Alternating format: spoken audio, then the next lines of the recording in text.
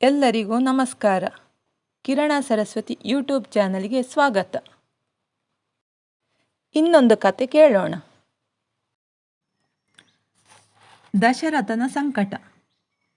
ರಾಮನಿಗೆ 16 ವರ್ಷ ವಯಸ್ಸಾದಾಗ ರಾಜ ದಶರಥನು ತನ್ನ ಪುತ್ರರ ವಿವಾಹ ಮಾಡಬಯಸಿದ. ತನ್ನ ಪುರೋಹಿತರು ಮಂತ್ರಿಗಳ ಜತೆ ಈ ವಿಷಯವನ್ನು ಚರ್ಚಿಸುತ್ತಿದ್ದಾಗ ಋಷಿ ವಿಶ್ವಾಮಿತ್ರ ದಶರಥನನ್ನು ಕಾಣುವುದಕ್ಕಾಗಿ ಅರಮನೆಗೆ ಆಗಮಿಸಿದರು. ಋಷಿ ವಿಶ್ವಾಮಿತ್ರ ರಾಜನಾಗಿದ್ದವನು ರಾಜ್ಯ ತ್ಯಜಿಸಿ ಗಂಗಾ ತಟದಲ್ಲಿ ಕುಟೀರ ಕಟ್ಟಿಕೊಂಡು ಸದಾ ತಪೋಮಗ್ನನಾಗಿರುತ್ತಿದ್ದರು. ರಾಜ ದಶರಥನು ಋಷಿ ವಿಶ್ವಾಮಿತ್ರರನ್ನು ಸ್ವಾಗತಿಸಿ ನಮಸ್ಕಾರ ಅರ್ಚನೆಗಳಿಂದ ಪೂಜಿಸಿ ಯೋಗ್ಯ ಉಪಚಾರಗಳ ನಂತರ, ನಾನು ತಮ್ಮ ಆಜ್ಞಾಧಾರಿ, ತಮ್ಮ ಆದೇಶ ನನಗೆ ಸರ್ವದಾ ಮಾನ್ಯ, ದಯಮಾಡಿ ತಾವು ಆಗಮಿಸಿದ ಕಾರಣ ತಿಳಿಸಿ ಶಿರಸಾವಹಿಸಿ ಮಾಡುವೆನು ಎಂದು ನುಡಿದನು. ರಾಜನ ಉಪಚಾರವನ್ನು ಮೆಚ್ಚಿಕೊಂಡ ಋಷಿ ವಿಶ್ವಾಮಿತ್ರ, ನಮ್ಮ ಆಶ್ರಮದಲ್ಲಿ ಹಲವು ರಾಕ್ಷಸರು ಮಾಂಸ ರಕ್ತವನ್ನು ಯಜ್ಞಕುಂಡದಲ್ಲಿ ಹಾಕಿ ನಮ್ಮ ಆಚರಣೆ ಹಾಗೂ ಯಾಗಗಳನ್ನು ಹಾಳು ಮಾಡುತ್ತಿರುತ್ತಾರೆ.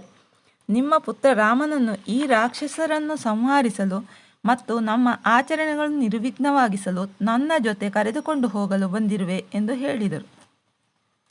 ಈ ನುಡಿಗಳಿಂದ ದಶರಥನಿಗೆ ತುಂಬ ಆತಂಕವಾಯಿತು.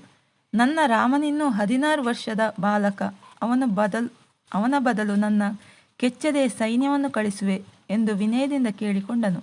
ಋಷಿ ವಿಶ್ವಾಮಿತ್ರ ಕೋಪದಿಂದ, ಆಗಲೇ ನನಗೆ ಮಾತು ಕೊಟ್ಟು ಈಗ ಹೀಗೆ ಹೇಳುತ್ತಿರುವುದು ನಿನ್ನಂತಹ ರಾಜನಿಗೆ ಯೋಗ್ಯವಲ್ಲ ಎಂದು ಹೇಳಿದಾಗ ದಶರಥನು ವಿಧಿಯಿಲ್ಲದೆ ಒಪ್ಪಿಕೊಳ್ಳಬೇಕಾಯಿತು.